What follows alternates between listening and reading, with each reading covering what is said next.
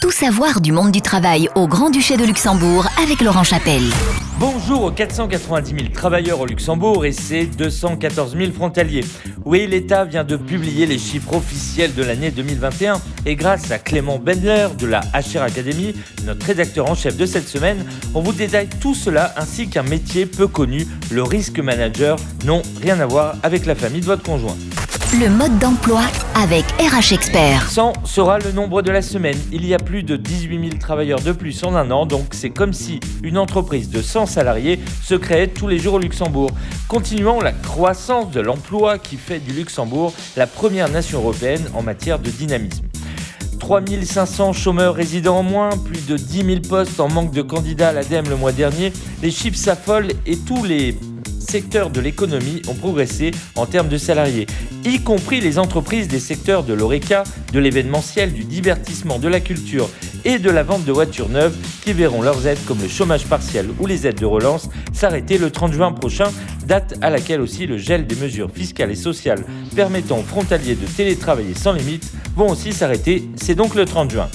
Le secteur public, lui, a connu la plus forte croissance d'embauche en 2021 de tous les autres secteurs, et notamment devant le secteur des services et du commerce. Avec 10 000 salariés frontaliers de plus en un an, 52% viennent de France et 24% d'Allemagne et de Belgique. On voit que cela continue en termes de dynamisme de nos amis frontaliers. Petite surprise aussi, le nombre d'hommes est en augmentation avec plus de 59% du total des travailleurs. Oui, 3 travailleurs sur 5 sont des hommes au Luxembourg.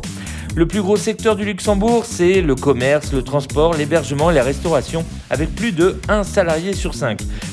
Très loin devant les banques qui n'ont qu'un salarié sur 20, alors que la construction emploie 1 salarié sur 10 au Grand-Duché. Je vois que vous commencez à comprendre pourquoi il y a plus d'hommes que de femmes.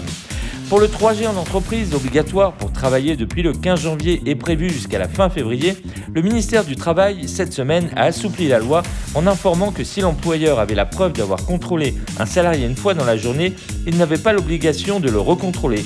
Et ça, c'est une bonne nouvelle pour ceux qui ont un test fait en pharmacie, valable 24 heures ou bien au labo, et donc, à ce moment-là, valable 48 heures. Zoom sur le métier de la semaine. Risk manager sera le métier de la semaine, mais concrètement, c'est quoi un risk manager ? Considéré traditionnellement comme une activité de conformité ou de régulation, le risk manager doit de plus en plus être positionné comme devant apporter une valeur stratégique à l'organisation. Le risk manager identifie, analyse et évalue les éléments de vulnérabilité de l'entreprise. Il en assure la sûreté juridique et financière. Les dirigeants comprennent désormais que les entreprises doivent considérer ce qui est important stratégiquement pour elles, à savoir identifier les facteurs qui peuvent les empêcher de réussir. Et pour exercer les fonctions de risk manager, il est nécessaire d'être titulaire au minimum d'un bac plus 5, soit technique, soit commercial, soit juridique. Il n'y a pas qu'une seule formation, plusieurs sont disponibles pour le devenir. Oui, tous les chemins du risk manager mènent donc à Rome. Quelles sont les qualités requises ? Il faut des compétences financières, juridiques, de la rigueur, de l'organisation, l'esprit de synthèse et d'analyse, du sens du contact et de la pédagogie. Et bien sûr, nous sommes au Luxembourg, il faut la maîtrise de l'anglais. Mais au fait, ça travaille où un risk manager ? Ça travaille au sein de banques, de sociétés d'assurance, de bureaux d'études, R&D, d'entreprises, de sociétés de services ou de cabinets de conseil. Et oui, il y en a plus que ce que vous en pensez. Si les opportunités sont ouvertes aux jeunes diplômés, une première expérience ou un premier poste d'actuaire permettra d'accéder plus facilement à la profession. Alors, concernant les perspectives d'évolution grâce à sa polyvalence, ce professionnel peut évoluer vers le consulting indépendant, l'expertise technique dans une société d'assurance ou reprendre une agence ou encore un cabinet de courtage.